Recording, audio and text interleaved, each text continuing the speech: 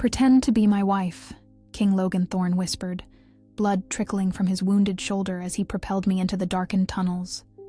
My heart hammered so fiercely I was certain the traitors would hear us. But as I met his golden eyes, feverish with pain, and the venom's insidious touch, I knew I had but one chance to survive.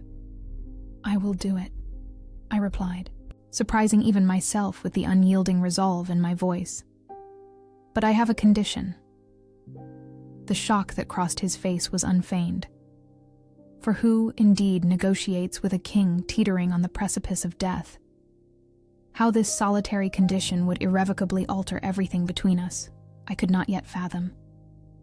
The scent of saffron and metallic blood still clung to my garments 3 hours later, a tenacious reminder of the havoc that had ravaged the crystal hall of the Apex Citadel. But it was another aroma that profoundly unsettled me, the wild, sylvan scent emanating from the injured man beside me, a fragrance that roused primeval instincts I had not even known I possessed.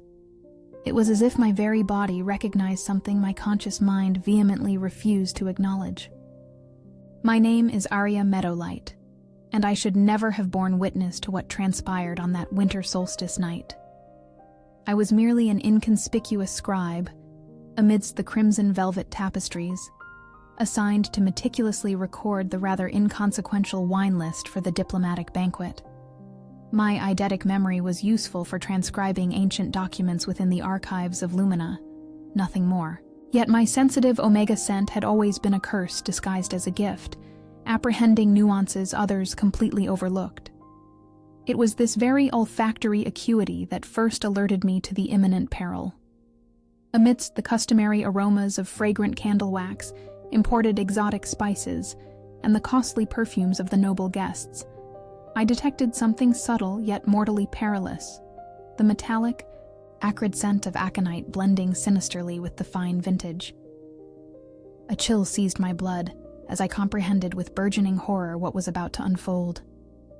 Fate, cruel and inexorable, positioned me in the exact line of sight as Duke Valerius Blackwood precisely administered that shimmering silver powder into King Logan Thorn's ornate chalice. His movements were calculated, precise, executed with the lethal efficiency of one who had rehearsed this fatal gesture countless times. Aconite. I recognized the deadly glint instantly from the arcane medical treatises I had obsessively transcribed.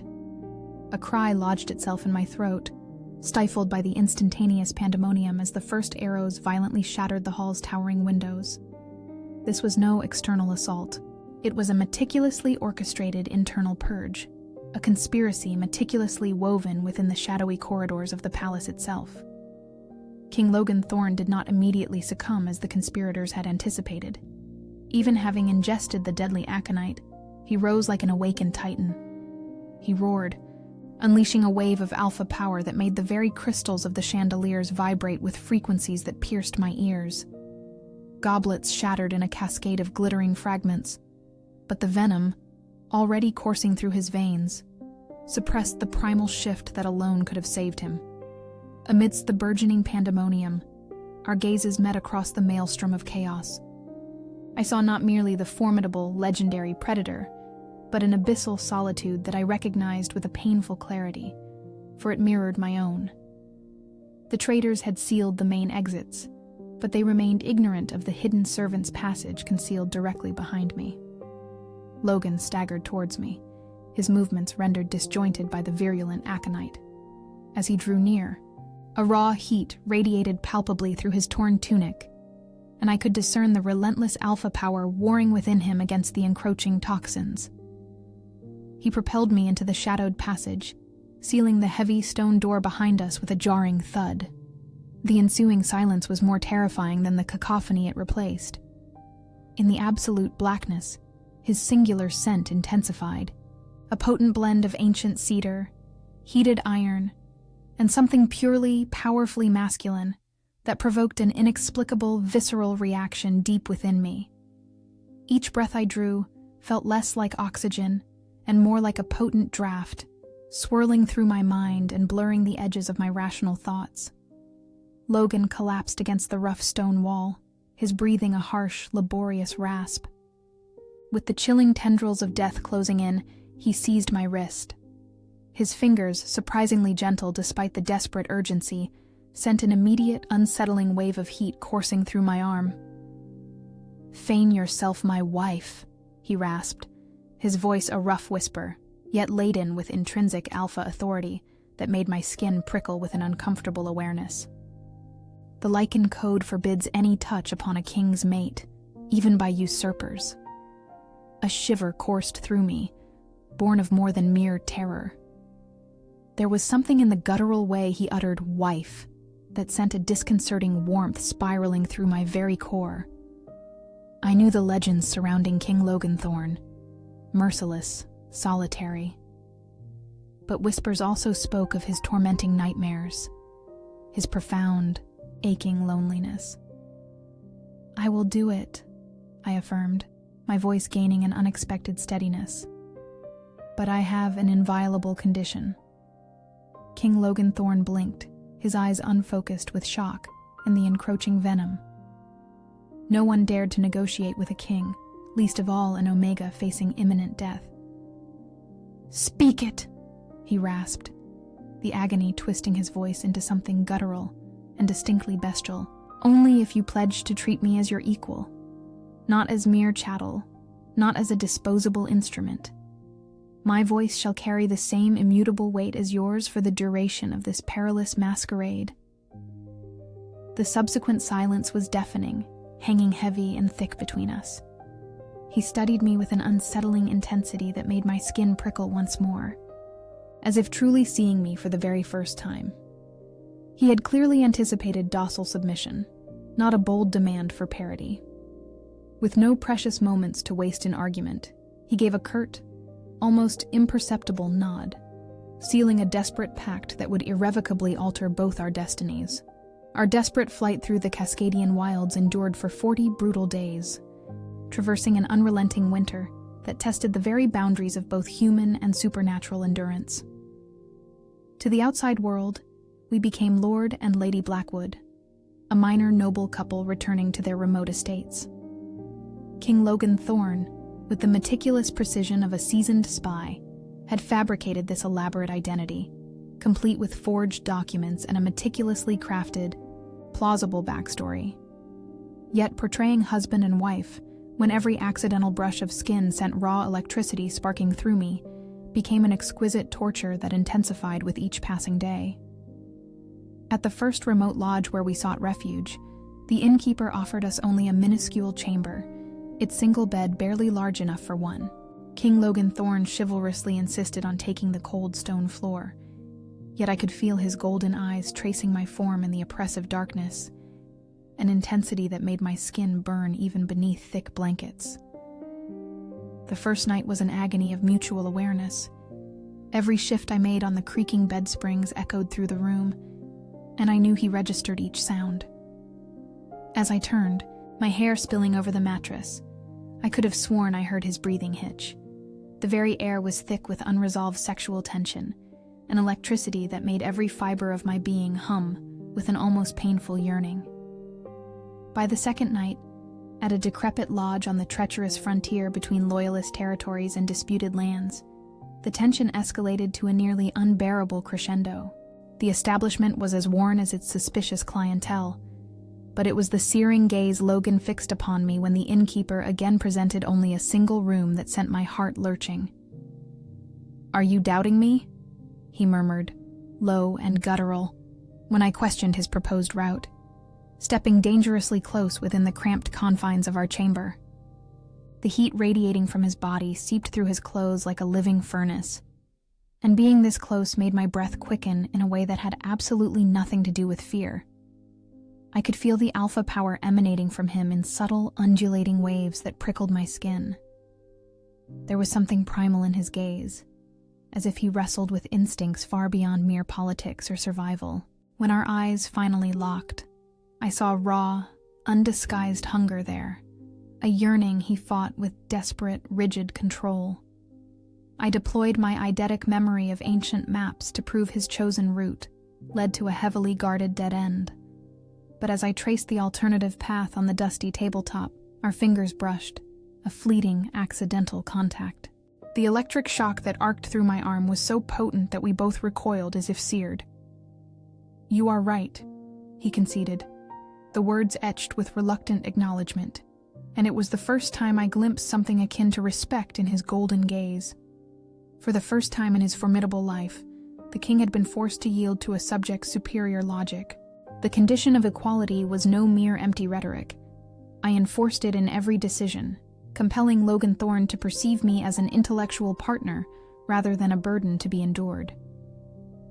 Yet each intellectual confrontation seemed only to intensify the physical tension between us, as if our mental resistance was merely a prelude to something far more primitive and perilous. The forced intimacy in cramped rooms and the biting cold of the mountains created a pressure neither of us was prepared to face. On the third night, when a particularly violent snowstorm compelled us to share not only the room, but the very bed to conserve vital body heat, I was certain I would perish from erotic anticipation. The wind outside howled like a wild beast, rattling the windows and filtering icy drafts through every crevice. The temperature in the room plummeted so low that our breaths formed clouds of vapor, and Logan Thorne made the practical decision that nearly undid me. "Come," he stated simply, lifting the blankets, "or we will both freeze to death." King Logan Thorne lay rigidly beside me, yet I could feel every taut muscle of his body through the thin fabric of our sleeping clothes. He was attempting to maintain a respectful distance, but the space was simply too limited. His characteristic scent enveloped me entirely like an addictive drug, wild cedarwood, iron heated by fire, and beneath it all, something purely masculine that made my body react in primitive, uncontrollable ways. "Relax," he whispered in the dark, his voice a low growl that resonated through my chest like a second heartbeat. "You are trembling uncontrollably." It was not merely from the cold, but I could not bring myself to admit that truthfully. As he shifted to better cover me with the thick wool blankets, his muscular arm brushed inadvertently against my breast through the thin fabric of my nightshirt. The touch was completely innocent, yet it sent a wave of heat so intense through my body that I desperately suppressed a pure whimper of pleasure. Logan Thorne remained utterly still, his breathing deepening significantly. I could feel the tension radiating from him like physical heat. "Aria," he breathed my name as a desperate prayer or a damning curse, and the sound made something contract deep within my belly. "No," I whispered faintly, unsure if to him or to myself. "We cannot do this." He pulled away immediately, respecting my boundaries, even as I could feel the physical cost of it in every tense line of his body. But the emotional damage was done. The rest of the night was an exquisite torture of near touches and rigidly controlled breathing, both of us feigning sleep while every fiber of our beings was hyper-aware of the other's presence. Logan Thorne depended entirely on my rudimentary medical care, and tending to him became a form of refined torment. I had memorized treatises on medicinal herbs during my years in the archives of Lumina, knowledge that now became literally vital. When I needed to clean the infected wound on his shoulder, he slowly removed his shirt, revealing a torso that could have been patiently sculpted by the very gods of war. Perfectly sculpted muscles undulated beneath sun-kissed skin, marked by scars that told tales of countless bloody battles. Each mark was a stark reminder of his mortality, of the humanity beneath his supernatural power. My mouth went utterly dry as I traced the dark line of hair that vanished tantalizingly beneath the waistband of his pants. "Are you going to stare, or are you going to tend to the wound?" he asked with a slightly amused voice. Yet when I met his gaze directly, I saw clearly that he was as intensely affected as I. There was a hungry darkness in his golden eyes that made my pulse dangerously quicken. My hands trembled uncontrollably as I began to carefully clean the wound with warmed water and medicinal herbs, desperately trying to ignore how every brush of my skin against his sent devastating waves of heat through my body. His skin was furnace hot, and I could feel the muscles contracting beneath my fingers whenever I touched a particularly sensitive area. When I finally finished cleaning and began to apply a blend of healing herbs, he held my hand firmly against his chest, directly over the heart that beat as rapidly as my own. "Thank you," he murmured intensely, his golden eyes literally burning through mine with an intensity that made my world stop. For one electrifying moment, I thought with absolute certainty that he was going to passionately kiss me, and every instinct in my body screamed to lean into him. But I forced myself to pull back, knowing that crossing that line would change everything irreversibly. During the long glacial nights, when the cold was so intense we had no choice but to share body heat to survive, I discovered surprising layers of the man the world was never permitted to see. He read ancient philosophy to relax, his deep, hypnotic voice reciting complex passages from memory. The sound of his voice in the dark was like liquid velvet, enveloping me in a cocoon of intimacy that went far beyond the physical. He suffered recurrent, terrifying nightmares of the young soldiers he had lost in battles, whispering their names in his restless sleep, as if he could bring them back through the strength of his guilt. Witnessing this vulnerable side of him, this raw humanity beneath the kingly facade, made something stir within my chest that I preferred not to examine too closely. One particularly difficult night, his nightmares were violent enough to wake me from a deep slumber. I found him crying out, cold sweat slicking his trembling form as if he were battling invisible demons. Without thinking of the consequences, I instinctively reached out to gently rouse him, but he seized my wrist in a trained warrior's reflex, his fingers like steel talons. For one absolutely terrifying moment, I saw the wild wolf in his eyes, completely disoriented and dangerous. But then he focused on me, and the transformation was instant and moving. "Arya," he whispered, his voice completely broken with vulnerability. "I'm sorry, the nightmares are relentless." "It's all right," I murmured softly, surprised by the genuine compassion I felt for him. Without giving myself time to reconsider the wisdom of the action, I began to stroke his dark hair, trying to soothe him as I would a wounded animal in need of care.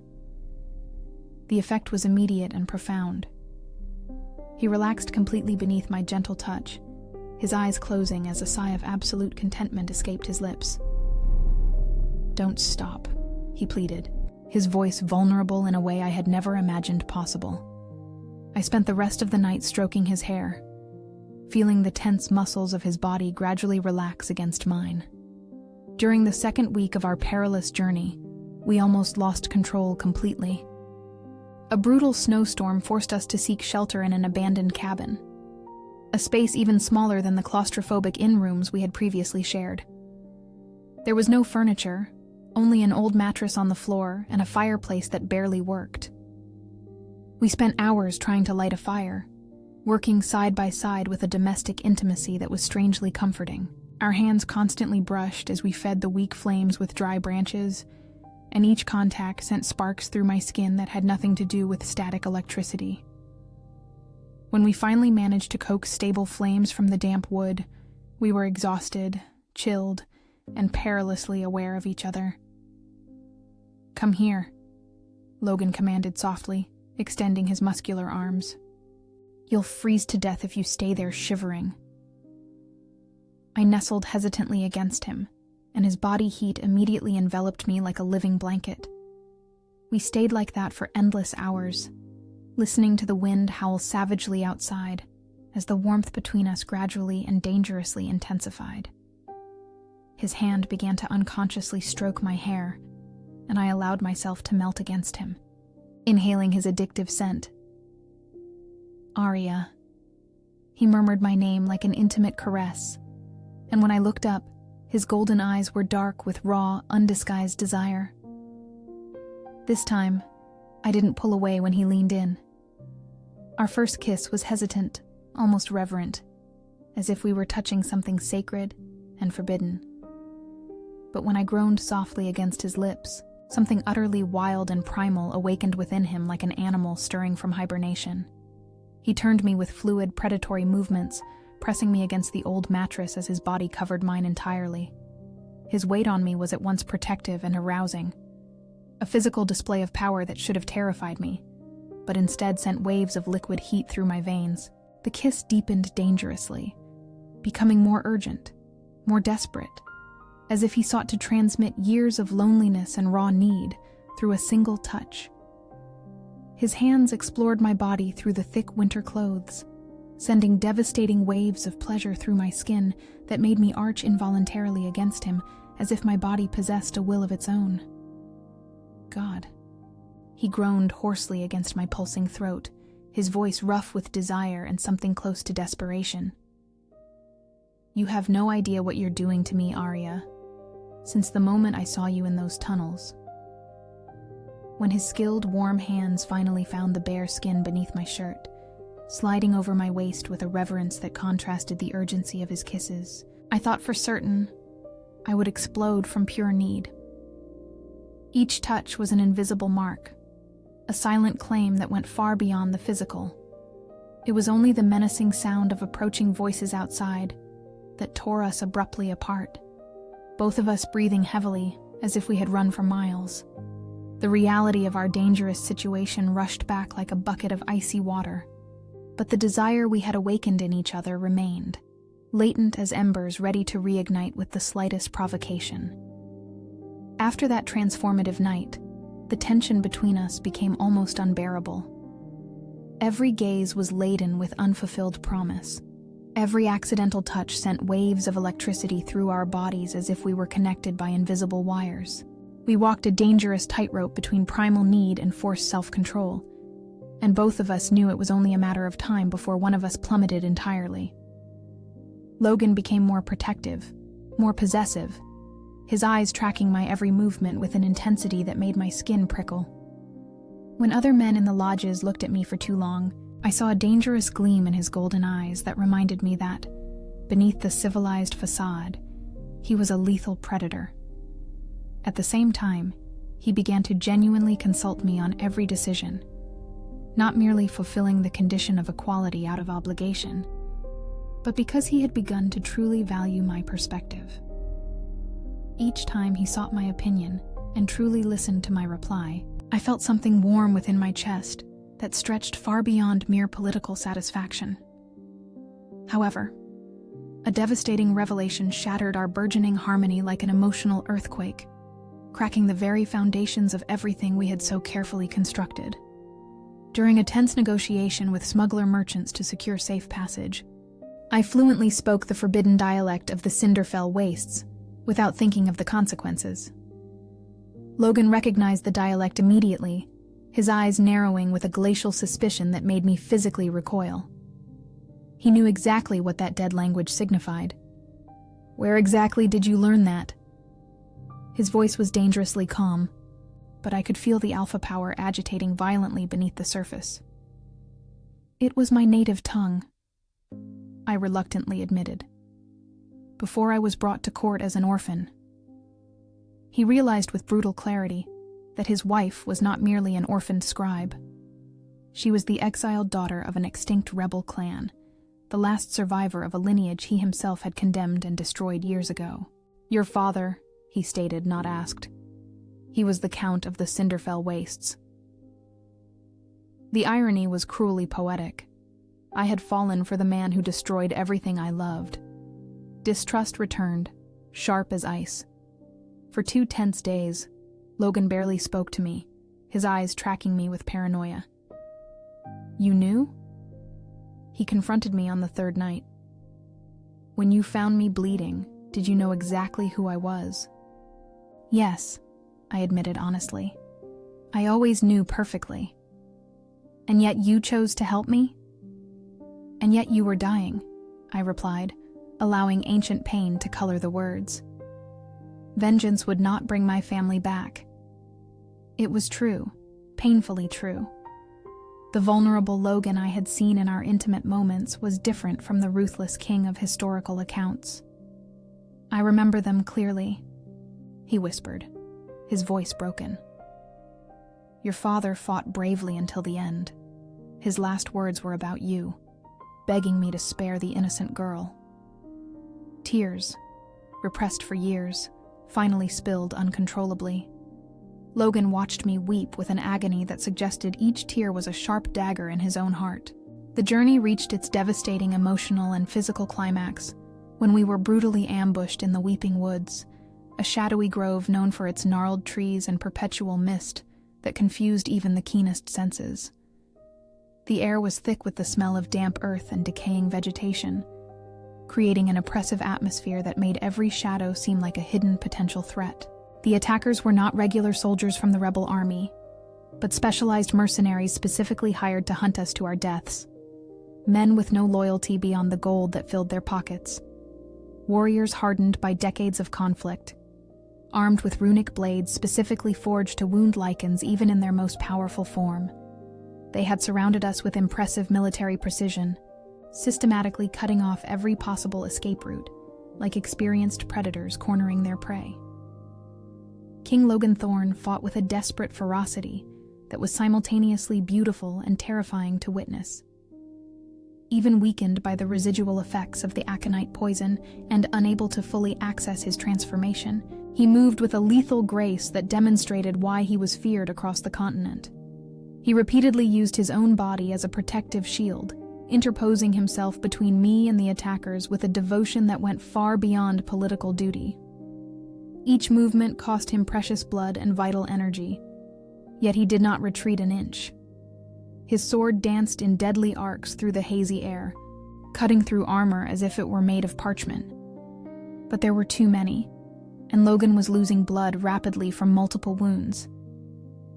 When I saw that he was losing the battle, that his legendary strength was finally failing against superior numbers and relentless tactics, something utterly primal within me shattered like a dam giving way to pressure. My cry was not merely terror for his safety. It was pure fury and devastating power I didn't even know I possessed. A wave of psychic energy emanated from me with an intensity that deeply frightened me, the kind of raw mental force that only a true Luna possessed. It was as if all the suppressed rage, all the fear, all the desperate love that had been building inside me, exploded outwards in a single devastating blast. The attackers instantly staggered, reeling like drunks as waves of mental power struck them like invisible hammers. Some fell to their knees, clutching their heads and screaming. Others simply collapsed where they stood, their minds temporarily overwhelmed by the psychic force. The distraction was enough for us to escape. I half-dragged, half-carried a stumbling Logan into the darker depths of the Weeping Woods. We found refuge in a hidden cave behind a roaring waterfall, the sound of the water masking any noise we might make. Sheltered in the cold, damp darkness of the cave, Logan looked at me with an expression of devastating comprehension that changed everything between us. "The mate bond," he whispered, his voice broken with shock and something that felt dangerously close to dread. All this time it was there, latent like a sleeping animal. The revelation struck me like lightning, tearing through my entire being. The mate bond had always been there, dormant yet persistent, patiently awaiting the opportune moment to awaken.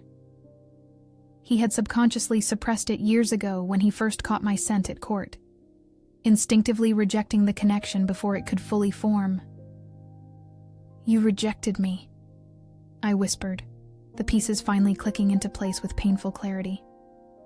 "Before you even truly knew me, before you even understood who I was within." His expression contorted with genuine anguish. I didn't understand what was happening. I believed it would be an unacceptable weakness to have a low-caste scribe as a mate. My pride, my arrogance, they blinded me to the truth. Now, by accepting my condition of parity during our escape, by finally seeing me as a true partner instead of a subordinate, he had inadvertently unlocked the bond his own stubbornness had kept repressed. The persistent weakness he had felt wasn't merely the result of the aconite poison. It was the continuous rejection of a fundamental part of his very soul. "That's why you couldn't fully heal," I grasped with sudden, devastating clarity. "You were rejecting your own life force, fighting against the essence of who you truly are." Logan nodded heavily, tears of pain and remorse streaking down his battle-scarred face. "And you felt all of it," The rejection, the denial, the forced solitude. My God, Arya, what have I done to you? How many years of unnecessary suffering have I caused? The truth was more complex and searing than any physical wound. For years, I had felt an inexplicable melancholia, a persistent sense of loss I could never fully identify. I had assumed it was simply grief for my massacred family, but now I recognized it as something far deeper. The constant ache of a denied mate bond, of a connection actively suppressed by pride and prejudice. "I am so sorry," he whispered, pulling me desperately close. "For everything. Your family. The rejection. For squandering so much precious time." I could feel his sincerity through the mate bond that pulsed between us like a second heart. This charade of being husband and wife might be the purest truth we possess now. When we kissed this time, it was different. An awakening, a seal. The mate bond ignited between us like wildfire, years of denial giving way to acceptance. Our reconciliation was brutally cut short when we reached the Spokane outpost. The coup leader wasn't Duke Valerius Blackwood, but Matthias Thorne, Logan's own brother. The familial betrayal cut infinitely deeper. 23 years, Logan murmured as the devastating news reached us. I raised him for 23 years, and His voice shattered completely, and I felt his pain through the mate bond as if it were my own wound. Matthias had been strategically clever, using our absence to spread fabricated stories of Logan becoming a mad tyrant, fleeing with a paramour while the kingdom bled. He had painted himself as a reluctant savior. To legitimately reclaim the kingdom, we needed to convince the Council of Elders, a formidable group of traditional alphas who respected only brute strength, pure bloodline, and unquestionable legal precedent. They were men hardened by centuries of Lycan politics, skeptical of any change, especially those involving delicate matters of royal succession. The conclave of sovereigns was an imposing cathedral of masculine power. Black marble columns soared majestically to a vaulted ceiling, painted with epic scenes of great historical Lycan battles. The scent of testosterone and alpha dominance was almost suffocating in the charged atmosphere, creating a psychological pressure meant to intimidate me. But I staunchly refused to bow my head. Each step we took through the hall echoed like thunder, our heels against the polished marble creating a symphony of authority. The elders' gazes followed us like predators assessing potential prey, their faces expressing everything from curiosity to absolute disdain. Logan entered the imposing hall, not as a solitary conqueror arrogantly reclaiming his birthright, but exactly as he had promised during our transformative journey. He walked by my side with unwavering dignity, our hands symbolically intertwined, presenting me not as his submissive consort or reclaimed property, but as his legitimate and equal co-regent. "My lords." His voice resonated through the hall with restored authority, each word carrying the weight of centuries of royal lineage. "I present to you my queen, Arya Blackthorn, who shall share the throne with me by legal right and by merit, proven in battle." The shock that rippled through the hall was palpable, like a devastating physical wave of disbelief that made the air vibrate with tension. Scandalized whispers echoed among the marble columns like furious wasps, as the elders desperately tried to process this radical breach of protocol. A low-caste Omega beside the sacred throne? It was more than unthinkable.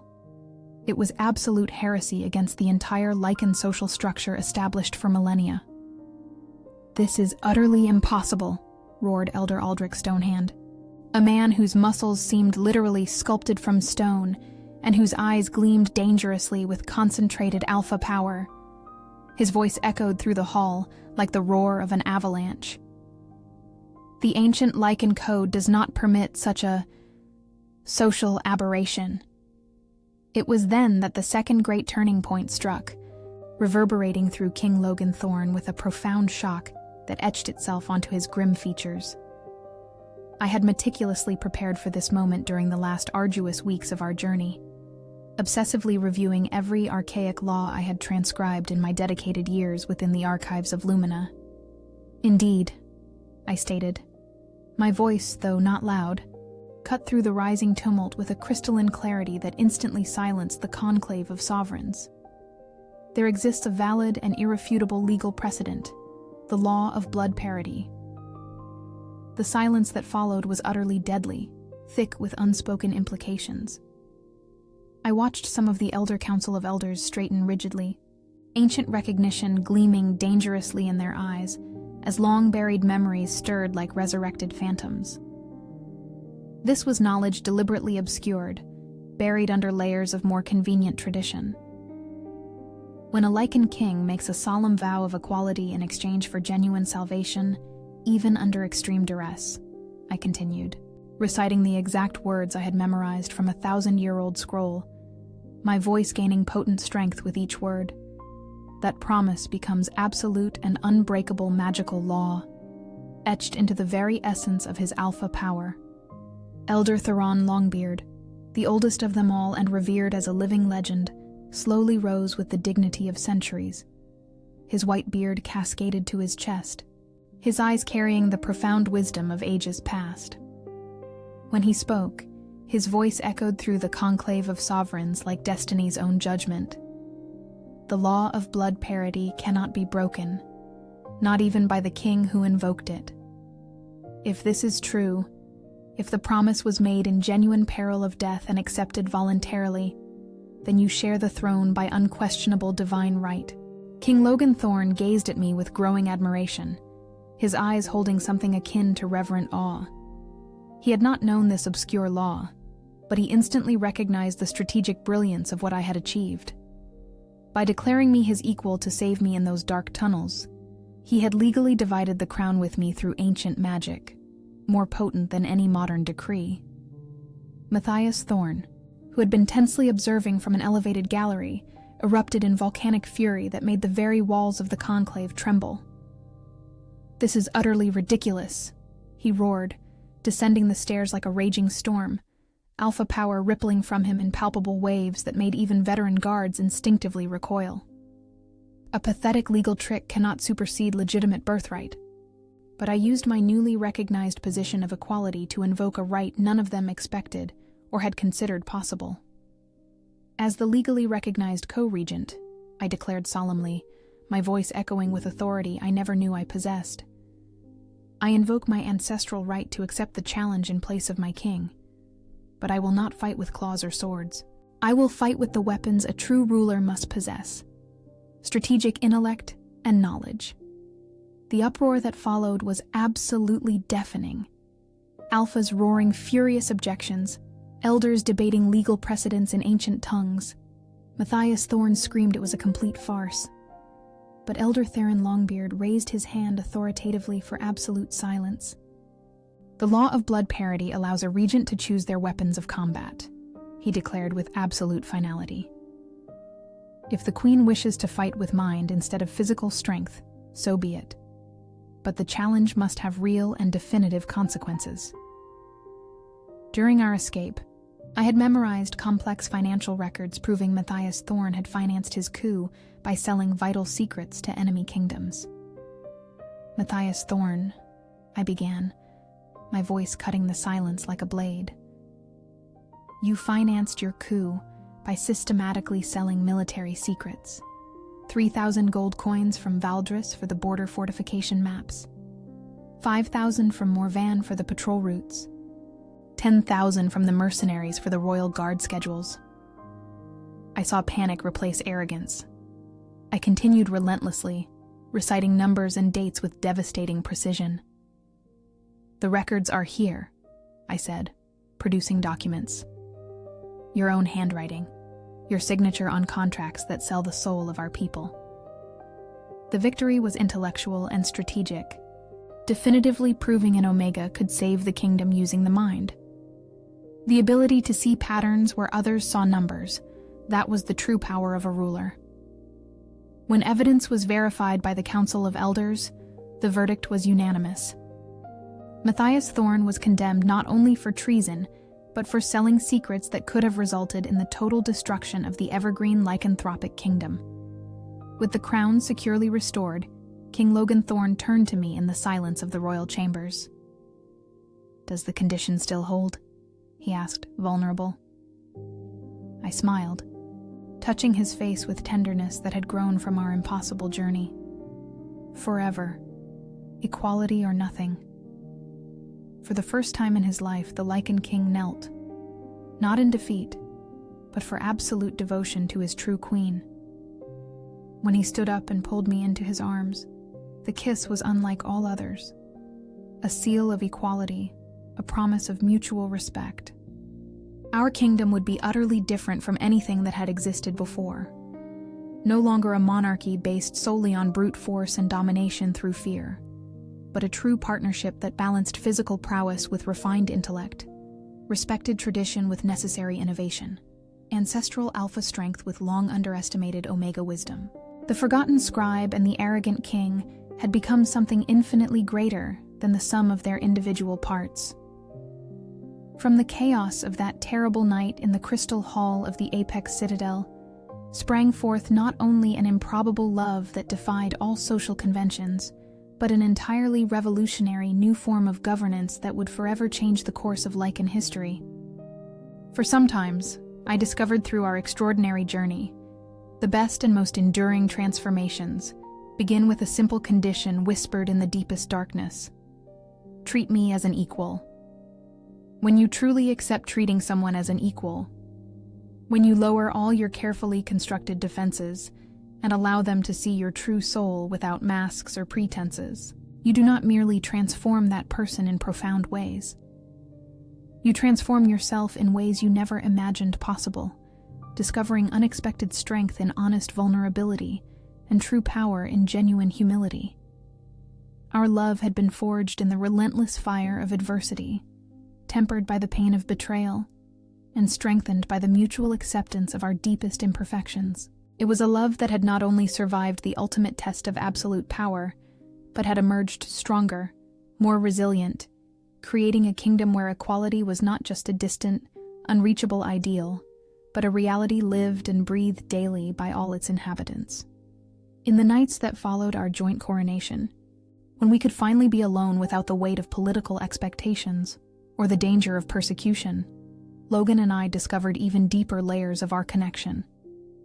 The mate bond that had been denied for so long now blossomed like a rare flower that had at last found fertile soil. "You saved more than my life in those tunnels," he confessed to me one night as the full moon bathed our chamber in silver light. "You saved my soul from a darkness I didn't even know was consuming me." Our first year of joint reign brought challenges that constantly tested our newly forged partnership. Conservative nobles attempted to undermine my authority, merchants doubted economic policies proposed by a scribe, and external rivals tested our military resolve. But each obstacle only strengthened our determination to prove that true equality was not only possible, but superior to the old model of unilateral domination. If this saga, of how a simple condition reshaped royal destinies, has etched itself into the very fabric of our world, then may such chronicles continue to whisper. May they reveal more epic Lycan romances, of loves that defy entrenched hierarchies, and of mates who transform arrogant kings into better, more complete men. For I have learned that true strength lies not in the iron fist of command, but in the profound wisdom of genuinely sharing power with those who truly deserve it, and can enrich it with vital, different perspectives.